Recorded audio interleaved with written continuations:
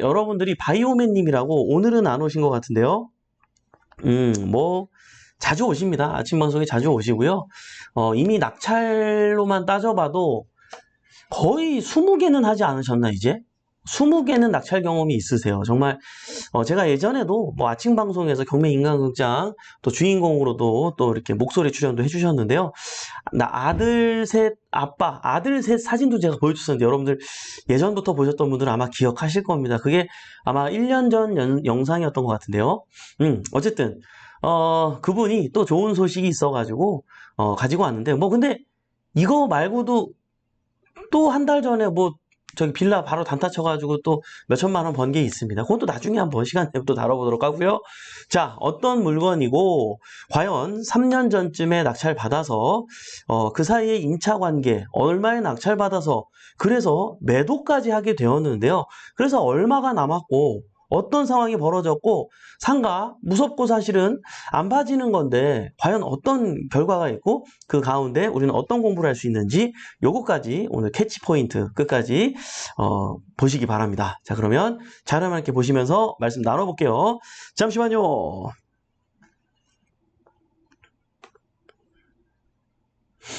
자, 이 물건입니다. 2020 타경의 5208 1번 물건이고요.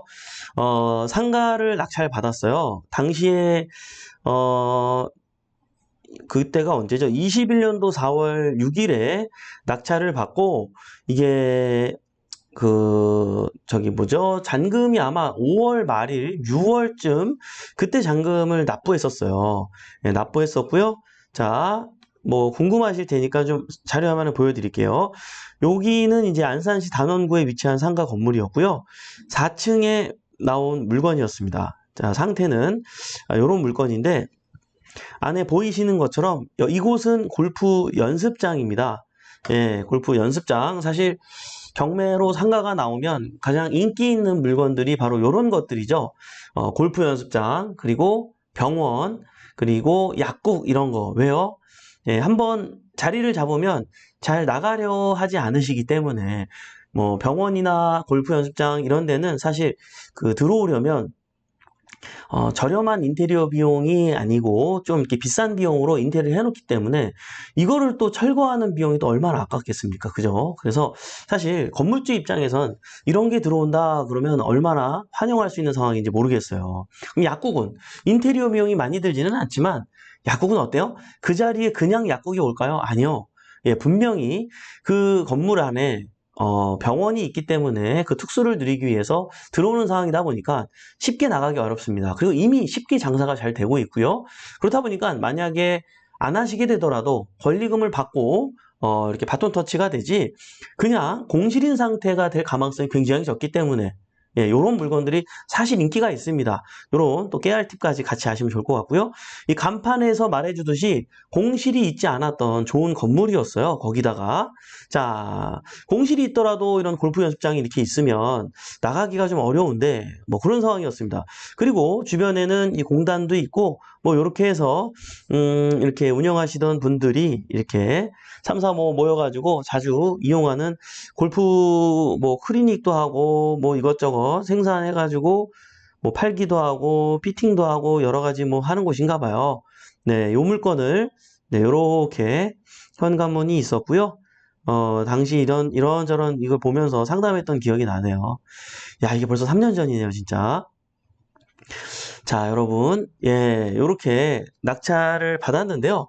당시에 2억 4,299만 9천 원에 낙찰을 받았습니다. 네, 감정가보다 높게 받았죠. 이렇게 좋은 물건은요, 그냥 1차에 다 사라진다는 것을 여러분들이 이해하셔야 돼요. 상가가 내 주변에 하도 공실이 오랫동안 있는 것도 보고 이러다 보니까 상가는 위험해, 상가는 안 좋아라고 선입견을 가질 수 있는데 잘 되는 곳들은 상관없이 잘 되고 있다는 것을 여러분들 이번 기회에 좀 알았으면 좋겠어요. 그래서 이렇게 뭉뚱그려 얘기하지 말고 구체적으로 얼마에 어떤 비용이 어떻게 남고 월세는 어떻게 됐고 스토리까지 자세하게 오늘 얘기를 하려고 하는데요. 자, 이 물건은요. 원래 이것을 사용하고 있었던 임차인이 재계약을 하게 됩니다. 재계약을 해서 역시 시설을 해놓은 것들도 있고 하다 보니까 이분 입장에서도 재계약을 하는 게 낫겠죠. 예, 그래서 재계약을 해가지고 공실 없이 안전하게 운영을 잘 해오다가 3년이 안 됐어요. 2년 한 8개월인가요? 지난 시점에 매도를 하게 됩니다. 매도를 하게 돼가지고 매도 차익까지 보게 된 아주 적은 금액으로 할 수 있는 좋은 매력적인 물건이었는데요. 그 결과 수치로 보여드리도록 하겠습니다. 잠시만요.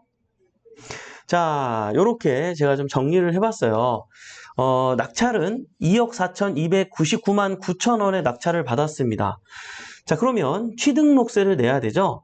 취등록세는 주택 이외의 물건은 4.6%죠. 그래서 낙찰받은 금액의 4.6%와 플러스 법무비를 계산해 보았더니 1257만 7,954원이 들었습니다. 자, 그렇게 되면 명도를 따로 하진 않았기 때문에 명도비라든지 부수적으로 들어갔던 비용은 없었고요. 자, 이 비용이 전부 들어간 비용인데 총 매입비를 계산해 보니까 2억 5,557만 6,954원이 들었습니다. 자, 그리고요. 이거는 이제 90%의 대출을 받았어요. 90%의 대출을 받았어요. 자, 그렇다 보니까 대출이 2억 1,869만 9,100원이 나왔습니다. 꽤 많이 나왔죠? 실제로 묶인 돈이 얼마죠? 네, 묶인 돈을 계산을 안 했네. 죄송합니다, 여러분. 자, 지금 바로 해드릴게요. 2억 5,557만 6,954 예, 빼기 2억 1,806,99100은 야, 여러분 3,687만 7,854원만 있으면 이 물건을 낙찰받을 수 있었던 거예요. 90% 대출이 나오니까요. 그죠? 그러니까 한 4천만 원만 있어도 이런 물건을 낙찰받을 수 있었던 거예요. 그래서 어쨌든 이 정도의 돈이 묶였어요. 이게 묶인 돈이 이거밖에 안 되는 게 굉장히 중요한 거죠. 자, 그리고요. 임차가 바로 이루어졌는데 원래 있던 임차인이 계속 이제 이것을 사용하기로 했으니까 보증금 2천만 원에 월 130만 원을 받았습니다. 그러면 우리는 얼마가 묶인 거예요? 3,687만 7,854원에서 2천만 원을 빼니까 실제로 최종적으로 묶인 돈은 어머나 1,687만 7,854원밖에 안 묶였어요. 2천만 원도 안 묶였다는 사실을 아셔야 돼요. 자, 2천만 원도 안 묶였는데요. 이거에 대한 이자 부분이 월 이자가 82만 원이 발생을 했고요. 월 순소득은 48만 원이 발생을 했습니다. 여러분, 2천만 원도 안 묶였는데 월 순소득 48만 원이면 괜찮은 거 아닌가요? 근데 이 상태로도 나쁘지가 않은데요. 보유하고 있다가 2년 8개월 정도가 지났을 때 매도를 하게 됩니다. 자, 요거는요, 그냥 그 임차인 분께서 계속 있는다 그러면 특별히 매도할 계획은 없었는데 그 임차인 분께서도 뭐 사업이 잘 되시면서 관련해가지고 상가 건물을 매입하셨대요. 상가 건물을 매입하면서 그곳으로 이제 이사를 가시면서 옮겨가면서 이제 뭐 임차를 놔도 되는데 매도를 해도 나쁘지 않잖아요. 그죠? 그래서 매도를 했는데요. 3억 천에 바로 옆에 요양원으로 사용하고 있었던 분들이 우리 이쪽 상가를 매입해 주셨대요. 예, 그래서 뭐 매입하는데도 그렇게 시간이 걸리지 않았고 바로 그냥 나감과 동시에 바로 매도가 되는 걸로 계약을 이루면서 이미 나가기 한 달 전에 매도 계약까지 체결이 된 거예요. 너무 괜찮죠? 그래서 2년 8개월 후에 3억 천에 매도를 했습니다. 자, 그러면 총 매입비는 2억 5,500대에 매입을 했고 3억 천에 우리가 매도를 했으니까 어떻게 되죠? 맨 아랫줄에 나오죠? 총 시세 차익은 5,442만 3,046원이 발생했습니다. 그죠? 여러분 5,400만 원 돈의 시세 차익이 발생했는데 제가 바로 순이익은 바로 밑에서 두 번째 줄에 있는 내용이죠. 가로 열고 순이익 5천만 원이라고 얘기를 했는데 이건 무슨 말이냐? 자, 이거는요. 여러분이 앞서서 화면을 보셨으면 아시겠지만 법인으로 매입을 했습니다. 법인. 이게 또 중요한 내용이에요. 왜 법인으로 매입했을까요? 개인으로 보유하고 있다가 매도했으면 양도세가 더 훨씬 더 나옵니다. 근데요, 우리는 법인으로 보유하고 있다가 매도를 했기 때문에 어떻게 돼요? 양도세가 없어요. 양도세가 없고요. 법인세만 내면 돼요. 자, 법인세만 내면 되는데 여기서 자, 2억의 시세 차익 이하까지는 법인세가 몇 프로예요? 10%입니다. 10%예요. 그죠? 그럼 5,400에 10%면 얼마예요? 540이잖아요. 그죠? 540을 빼면 대충 어떻게 될까요? 뭐 4,900만 원 돈 되겠네요. 그죠? 4,900 얼마 순수익이 남겠네요. 근데 실제로는 제가 왜 5,000이라고 얘기를 했냐면 자, 보세요. 5,442만 원이 순소득이잖아요.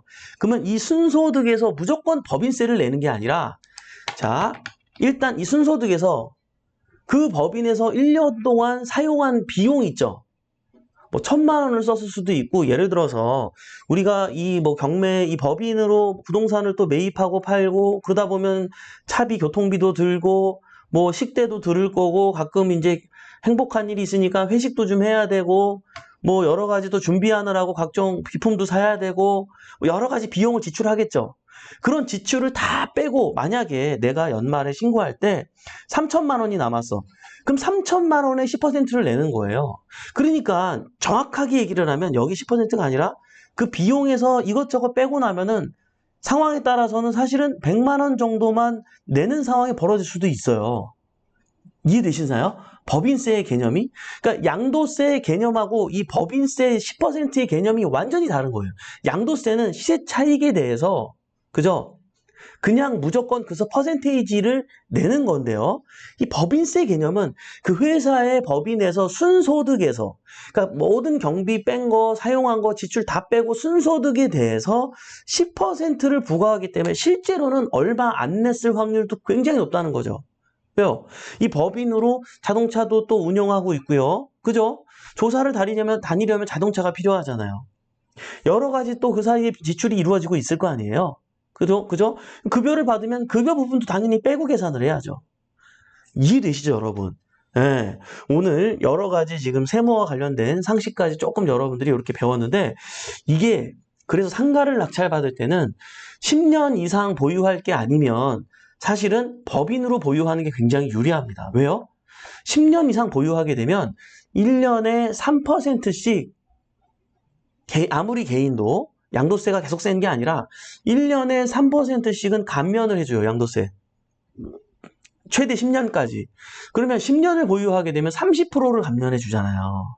이해되시죠? 그렇기 때문에 10년 이상 내가 그냥 가져갈 거다. 그러면 개인이 받아도 되는데 이제 그 여러분들이 어느 정도 2년, 4년 하다가 작자 나타나면 판다. 왜냐면 경매, 공매로 투자하는 거는요, 예, 이게 언제나 상가가 막 잘 뭐 편안하게 내가 매도만 하겠다 그러면 그냥 바로바로 막 되는 게 아니기 때문에 상황에 따라서는 그게 잘 팔릴 때가 있고 안 팔릴 때가 있어요. 그럼 잘 팔릴 때는 언제고 안 팔릴 때는 언제일까요? 고금리 시장이 잘 안 팔립니다. 저금리 때는 상가 건물 이런 수익용 물건들이 인기가 많거든요. 이해되시죠, 여러분? 그래서 이런 타이밍들 또한 굉장히 중요한데 여러분들 그렇다 보니까 개인으로 한 10년 이상 갖고 있다가 매도하세요라기보다는 법인으로 잘 보유하고 있다가 적자가 나타났을 때는 고민하지 말고 매도하세요라고 추천드리고 싶어요. 왜냐면 뭐 월세를 받으면서도 중요하지만 이 시세 차익을 통해서 제2, 제3의 물건을 여러분들이 이게 경험하고 이렇게 또 경험하고 이렇게 뭐예요? 여러 가지 이제 체험하다 보면 더 좋은 물건을 만날 수밖에 없어요. 실력이 늘기 때문에. 예, 더 현명해지기 때문에. 그래서 과감하게 저는 매도하라고 얘기를 하는데 그런 측면에서 봤을 때는 사실은 상가 같은 거는 들어간다. 그러면 개인으로 들어가지 말고 법인으로 들어가라. 요거까지 여러분들이 팁으로 실전 팁을 함께 이해했으면 좋겠습니다. 우리 바이오맨님 어떠십니까? 여러분들 부럽죠? 네, 상가 사실은 우리 마음속에는 여러 가지 선입견들이 있는데 그렇지 않아요. 굉장히 매력적이고요. 여러분들 또 요거 말고 제가 뭐 한 3년 전에도 우리 저기 4년 전에 했나? 네, 우리 바이오맨 회원님이 저기 천안 쪽에 상가 낙찰받은 게 있어요. 2동. 그거는 월세도 되게 많이 받아요. 1억대 받았거든요. 1억대. 근데 월세도 막 한 두 개 합쳐서 500만 원인가? 굉장하죠? 2동 받았어요, 2동. 근데 다 월세. 그때 계약 맺었던 임차인들 아직도 지금 거기 월세로 계세요. 너무 괜찮죠? 여러분, 경매기 때문에 이렇게 저렴하게 매입할 수 있는 거예요. 여러분, 상가, 좀 두렵긴 하지만, 이렇게 실전 사례, 그리고 지금 당장 얘기하는 게 아니라 이미 3년 전에 낙찰받은 물건 가지고 그동안의 스토리를 얘기하니까 현실적으로 좀 더 와닿지 않은가요? 네? 네, 여러분. 왜냐면 우리 굿모닝 경매 식구들은 정말 진실을 알고, 예, 이 경매 공매 진짜 매력적이니까 중간에 지치지 말고, 예, 해이해지지 말고 우리 함께 노력하면서 경제적 자유로 가도록 하자고 오늘도 동기부여되는 방송을 좀 준비해 봤습니다.